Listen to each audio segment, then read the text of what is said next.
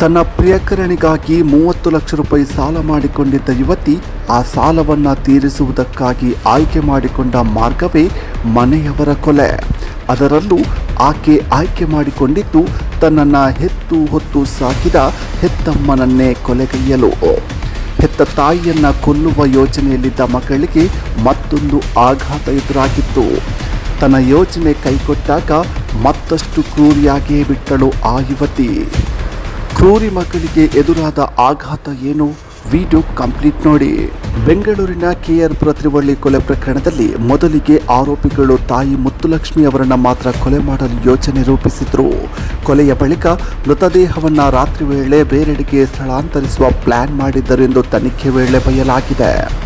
ಆಸ್ತಿಗಾಗಿ ಪ್ರಿಯಕರ ಕೆನತ್ನೊಂದಿಗೆ ಹೆತ್ತವರನ್ನೇ ಕೊಂದ ಶ್ವೇತಾ ಮೊದಲಿಗೆ ತನ್ನ ತಾಯಿ ಮುತ್ತುಲಕ್ಷ್ಮಿಯನ್ನಷ್ಟೇ ಕೊಲ್ಲಲು ಸಂಚು ರೂಪಿಸಿದ್ದಳು.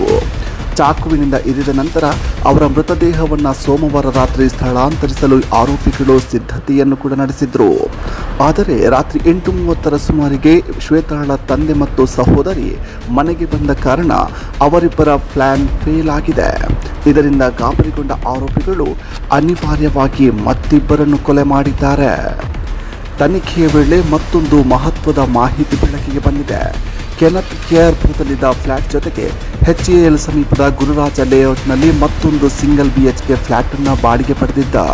ತಿಂಗಳಿಗೆ 15,000 ರೂಪಾಯಿ ಬಾಡಿಗೆ ಕಟ್ಟುತ್ತಿದ್ದ ಈ ಫ್ಲಾಟ್ಗೆ ಮೃತದೇಹವನ್ನು ಸ್ಥಳಾಂತರಿಸಲು ಇಬ್ಬರು ಮುಂದಾಗಿದ್ದು.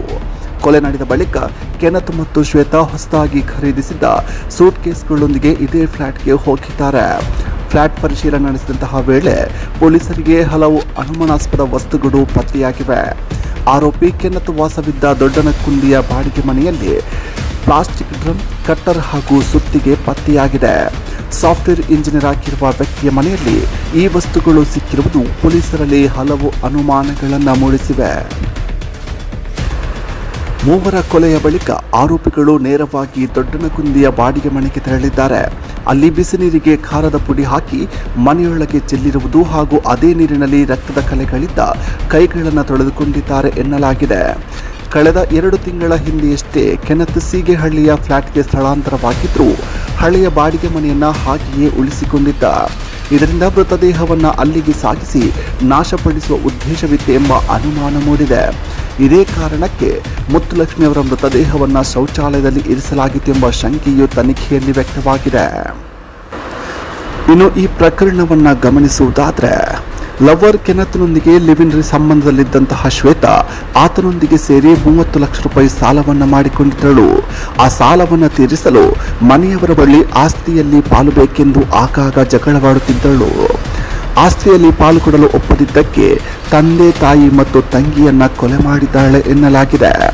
ನಂತರ ತಲೆಮರೆಸಿಕೊಂಡಿದ್ದಂತಹ ಶ್ವೇತಾಳನ್ನು ಪೊಲೀಸರು ಬಂಧಿಸಿದ್ದು ಆಕೆಯ ಲವರ್ ಕೆನತ್ ತಲೆಮರೆಸಿಕೊಂಡಿದ್ದಾನೆ.